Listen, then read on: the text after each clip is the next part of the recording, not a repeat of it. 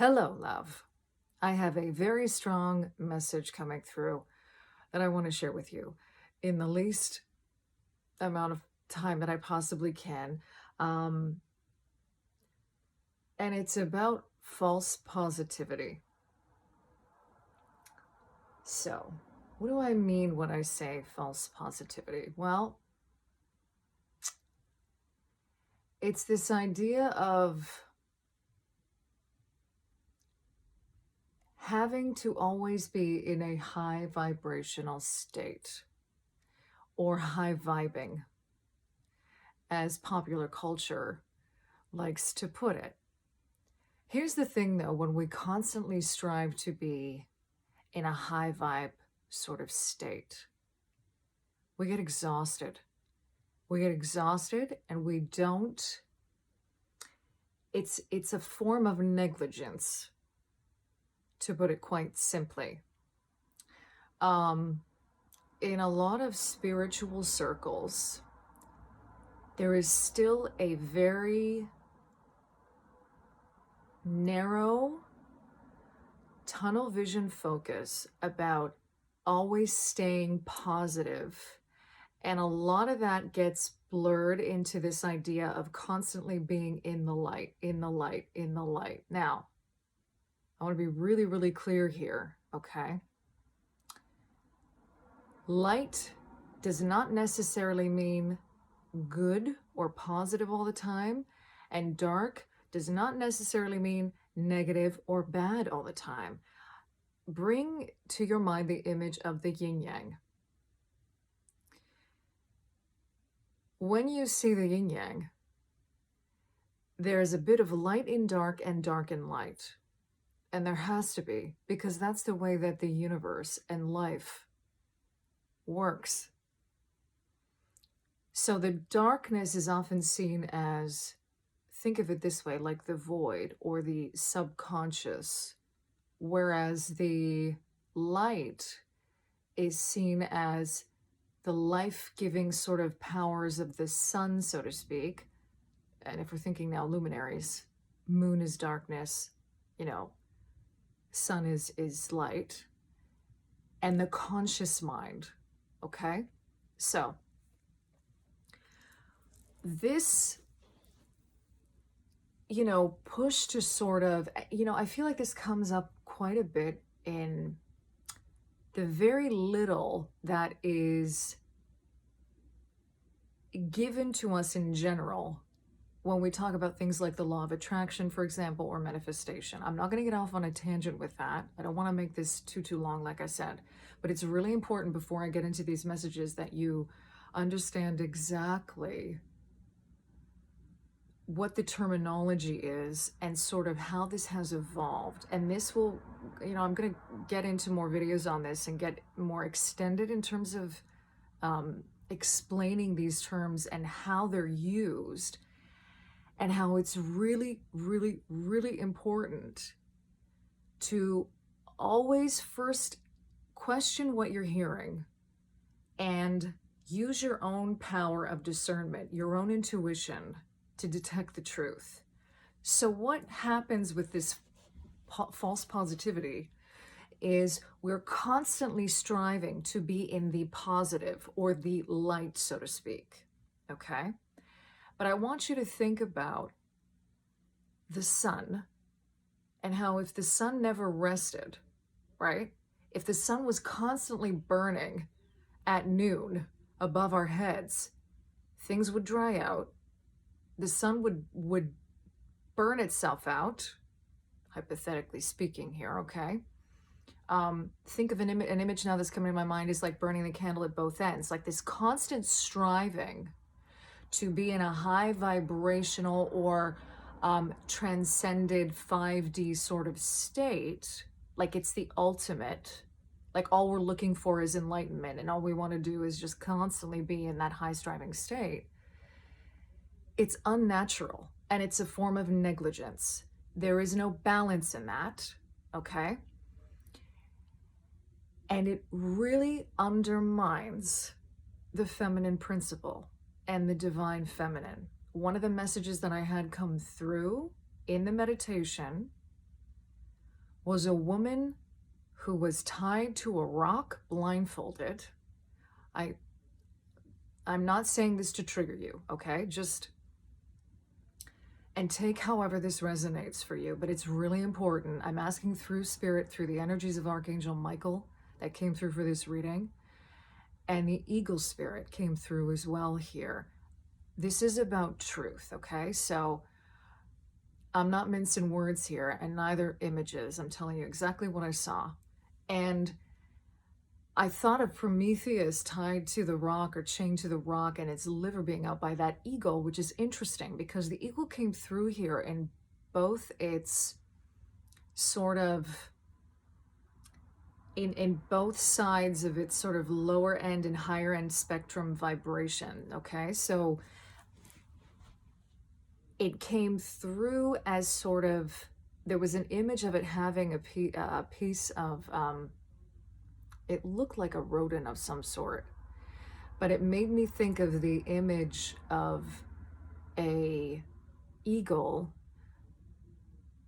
fishing or hunting for fish, and this beautiful sort of merging of the divine feminine and the divine masculine, because in many different cultures, spiritually, the eagle is a representation of the masculine energies or the sun energies, okay? And the water, and anything being of the water, like fish, is a symbol of the more feminine, divine feminine, subconscious energies, all right? So one of the really clear-cut messages that came through here is that when we are constantly striving to be in this high vibrational, blazing light state, 5-dimensional state, okay, we are neglecting the divine feminine, and we're pushing her again further down, underground, not to come up, to be healed, to be balanced again. I cannot stress that enough. All right. So having said that, without getting too much into it,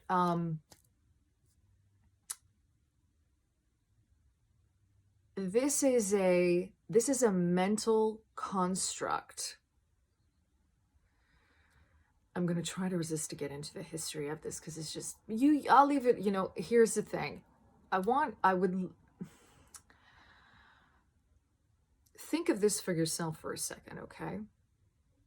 Where this comes from for you personally. Let's start there, okay? Because it's really interesting to look at where this has sort of been pushed in your life or where it's come up for you. This idea that you're always having to be, high striving in this high vibrational state all the time. And this goes back to when you are going through some form of transformation, some sort of understanding, a deeper understanding of your own life, the opportunities that come up for you that may seem negative or low vibrational or of the dark, they're actually massive opportunities for you to heal yourself and to shine your own light. Okay? So, having said that, I'm asking through Pamela's deck, through the Rider-Waite-Smith. I was only called and prompted through the energies of Archangel Michael, through Spirit, and through the Eagle Spirit to pick from this deck. We had the 6 of Swords come up at the bottom of the deck. These are the underlying energies as we move into these messages. And I think that this is really super, super fitting because this idea of false positivity, that we always have to be high vibe and always vibrating at this really high frequency, whatever that is.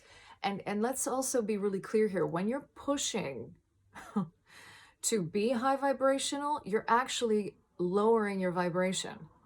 Anything that you're pushing too much to happen comes from a place of ego and a kind of, again, you have to look at the intent behind it, right? Is it a true intent? Like you really want it, like you're truly coming from this space?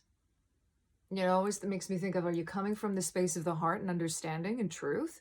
Or are you trying to push to be that way because you think that's how you're supposed to be? Okay. So this is a mental construct that we have, again, depending on what your own experience around this is.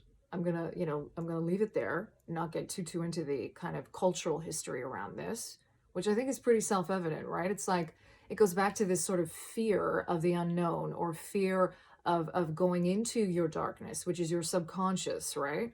Doing your shadow work and just thinking it's okay if I'll just high vibe all the time and I'll be fine, right? We're afraid of doing that.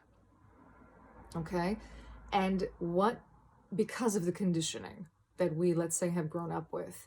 So this is a mental construct that needs to be brought back into balance again with the 6 coming out here. And what's interesting about the 6 of Swords is that we're on water here. We're riding over the subconscious, right? So moving away from this mental construct, letting it go with love, is a rebalancing of the divine feminine and being back in contact with your own subconscious, your own darkness, so to speak. Okay? This is not about being afraid of the dark. And then we had the Hermit come up with the 4 of Wands in reverse and the Hanged Man. Look at this. This false positivity is literally keeping you from true positivity, literally. Okay? 4 of Wands. This is the number of stability, number 4, right? With it in reverse here, and I always see the 4 of Wands as a portal of spirit. You are literally not allowing yourself to create the right foundation for your spirit to be strong and to shine. All right? Think of the eagle again, the eagle spirit coming through here again. That eagle spirit carries the sun. That's the high sun at noon. That's the strength of the sun or fire energies coming through this reading. But they're in reverse here, because if we're not going inward and we are not looking at things from a new perspective, we're not allowing this to take place, okay? What I think is really interesting is how the 4 of Wands came up at the center of this reading in reverse. And we have 2 examples here of a sort of unconventional way of being spiritual, which is going inward, into solitude, into darkness to shine your light. That's what the Hermit does. And the number 9 is the number of initiation again, of the soul. And with the Hanged Man, once you do that and you look at this false positivity, right, in a completely different way, your whole perspective changes. And you are initiated into that next phase. All right? Interesting how I always kind of see the Hanged Man as like a 4, right? Look at that. His leg is like a 4. Spiritual enlightenment, 4 being stability again. But what's interesting is that the stability isn't coming from the ground here. It's literally coming from something up in the air, in the higher realms. There's another message coming through here about getting rooted again and feeling into your body. Number 12, when you add the 2 and the 1, or the 1 and the 2 together, right? This is the number of the individual, the divine masculine as well. And the 2, the divine feminine and relationship, balanced again, coming together for the 3, which is creation, which is a new sort of, you could almost say again, a new phase of something coming up for you. I hope that this message helped in some way, because I feel that this is something that has been coming up quite a bit for you if you are someone that just is exposed to these kind of discussions, right, around what it is to be positive and high vibrational, whether it's with other people in your life or with spiritual communities that maybe you're a part of. Thank you so much for being here.